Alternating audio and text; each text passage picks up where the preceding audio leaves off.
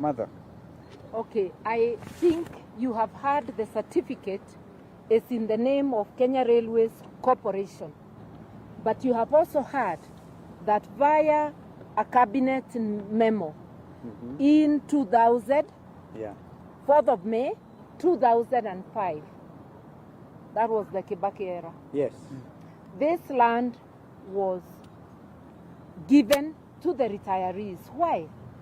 Because one of our state corporations, Kenya Railways, had mismanaged itself to the extent of not being able to pay their pensions. That's right. So they paid them in kind via this land. So this land, although the title didn't change, the beneficial owners are the retirees. It's not available to the government of Kenya or to any land grabber to lay hands on because it has owners who are the retirees. This land has already been sold following the steps that should be taken in any legal sale. They have been paid 320 million out of the 400. Only 80 million is pending. And I believe it was sold to a Kenyan. They will be able to say that. Now, I want you to know, the last statement my brother made was that a person high up in government. The indications and the information coming to the retirees, it is that it is William Ruto or members of his family. Either him or his children, to be precise. And there is a pattern. Any land where he is mentioned as the one grabbing, ever since he took the seat of the presidency in this country, the characteristics are sending GSU, not just regular police, GSU. So he grabs using state machinery. In Dabibi, where I visited, the owners, old people and their families who acquired this land in the 60s and took possession in 74, it is GSU. It is the local police who have kept them away from their land. Now, this land belonging to railway, away, GSU. Once you see police involvement, the onus shifts to William Ruto. And if he says he is not the one, he must tell us who it is. He's the chairman of the Security Council, which comprises, among others, the police and the NIS. They must know who is this trying to take food from the mouth of pensioners. Who is this trying to use state machinery to grab the land? I'm therefore once again asking Dr. William Ruto directly, come clean. Come clean. In Dabibi, after your name was mentioned, titles were manufactured in the name of a third party. So now there is a third party, the man behind MKU, who is now the face of the grabbing at Dabibi. But GSU are still there. So you know it is still William Ruto, because Jane Kehara, MP of Naivasha, had let the cat out of the bag. Yeah. She had publicly said it is owned by William Ruto. We are now telling him GSU has appeared in land owned by retirees. The information is that it's you or members of your family, in particular your children. Come clean and tell us why GSU are there. Tell us if it is not you, then who is it? Grabbing has escalated during this rogue KK regime.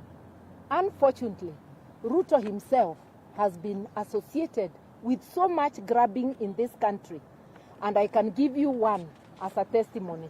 This procession way, he had grabbed it during the Moi era. He returned it after the Dongo report. He had already taken a loan of 100 million. He had to pay the loan back. I don't know how he would be accessing State House without procession way, which he had grabbed. We all remember the story of Weston, which went to court, and he was told to return the land or pay market price. he has never shown us receipts that he paid the Kenya Airports Authority. Can you tell us whether you are using state machinery to grab, to satiate your appetite for land? If you are not the one, then tell us who. That is the long and short. But we will not sit as Kenyans, maovu ya kitawala. We will stand with these retirees until they get back their land. In the name of the sovereignty of the Kenyan citizen, we hereby direct you. If it is you, return the land. Stop interfering with the pensioners' land. If it is not you, we direct you to get whoever it is to return this land. In the name of our sovereignty as the people of Kenya. We need to unite to liberate ourselves from land grabbing. We need to unite to liberate ourselves from oppression. I want to thank the retirees for coming forward to consult my brother, and my brother for asking me to come and lend my voice in this. And I want to beg, I will have to rush somewhere else. So when I sleep out, do not take it as negative. I had also forewarned them, but we will stand to this to support the retirees until their land is restored. I thank you. Thank you. Thank you, Mother. We now hear Mr. Ibuga, is it? Amuma. Amuma. Mr. Amuma, on behalf of the retirees. Ladies and gentlemen of the press, I believe you have heard it all. This is what I want to say. Around 2005, 2006, Kenya Railways management were unable to pay pension to the pensioners.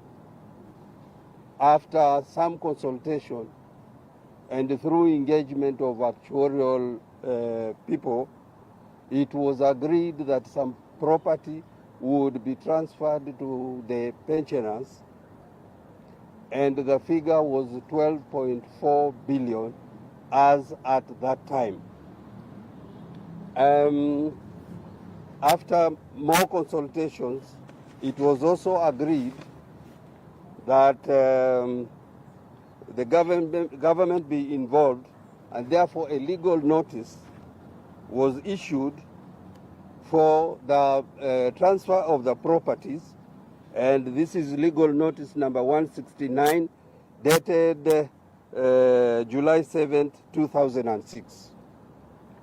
This legal notice has 23 properties.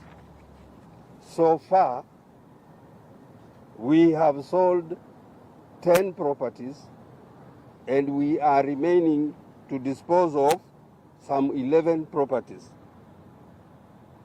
The issue or the problem at hand is with regard to what you have already heard, land reference number 209/1064, parcels 1, 2, 3, 4, and 5, Valley Road, next here, Nairobi.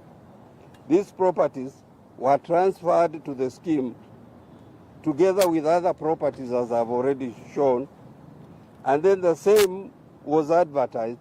This property at Valley Road was advertised by the trustees, Corporate and Pension Trust Services Limited, who were then the sole trustees appointed by the Kenya Railways Corporation.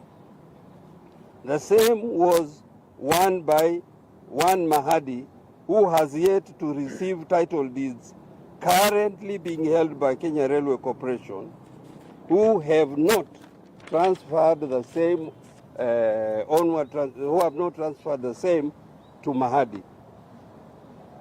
Since the sale process has not been completed, the property still belongs to the trustees of the Kenya Railways Corporation. I repeat, since the sale property has not been completed, the property is still the property of Kenya Railways Staff Retirement Benefits Scheme or owned by the trustees. Points to note is that the scheme is just a subsidiary. The scheme is not a subsidiary to Kenya Railway Corporation. I repeat, we are as a scheme not under Railway Corporation. Kenya Railway is a sponsor of Kenya Railway Staff Retirement Benefit Scheme, whose main responsibility. Oh, sorry. No. No. I'm saying Kenya Railways is a sponsor of the scheme, whose main responsibility is to safeguard the interests of the pensioners, period. Nothing more, nothing less. Finally, once the properties are transferred to another entity, and in this case, the scheme, the same is protected by Trustee Perpetual Succession Act, Cap 514. I have all these papers. You may want to take the legal notice. You may also want to take the Trustee Perpetual Succession Act, which is irrevocable. Once properties are transferred to trustees, you cannot revoke the same. Thank you. Well done. You speak like a lawyer.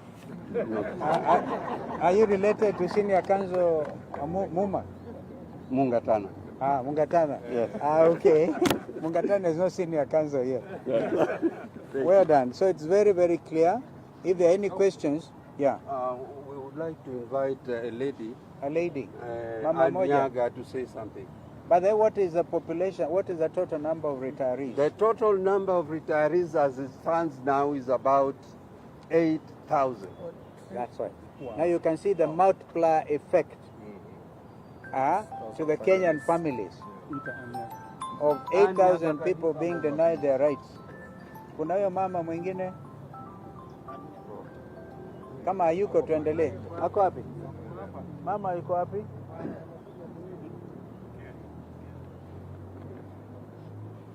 Mama karibu pande hii, pita tu hapo. Tatuambia unaitwa nani, sio? Mimi naitwa Ann Nyaga, formerly working with the Kenya Railways. I'm a retiree and a pensioner. Kuna mali nyingi tuliweza kupewa na yule aliyekuwa ametuandika ambaye ni Kenya Railways through a legal notice.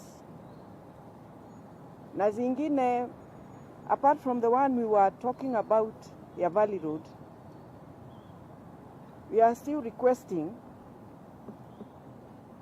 Kuna ingine hapa inaitwa Railway Club, which we sold, which was compulsorily acquired by the government. It is more than 3 years ago, roughly 4 years ago. And they have not finished paying us. They pay us little by little. And we are requesting that the remaining billions, few billions that are remaining, should be given to the pensioners, because the natural attrition is very high.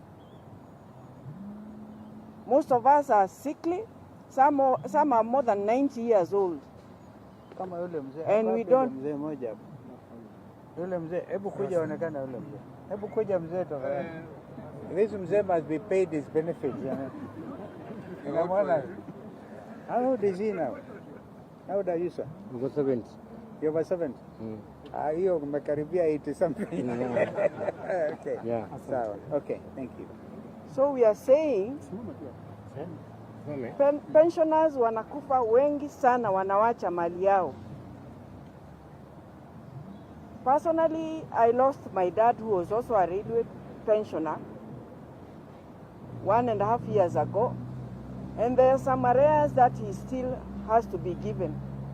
And that represents, I'm not being selfish, but that represents the problems that we are having. So if the government can be kind to us and pay the remaining amount for the sale of the compulsory acquisition of Railway Club, we would be glad, and most of the pensioners would be able to pay for their medical bills. I don't have much to... Thank you. We appreciate, Madam. Of course, whatever is due to your late dad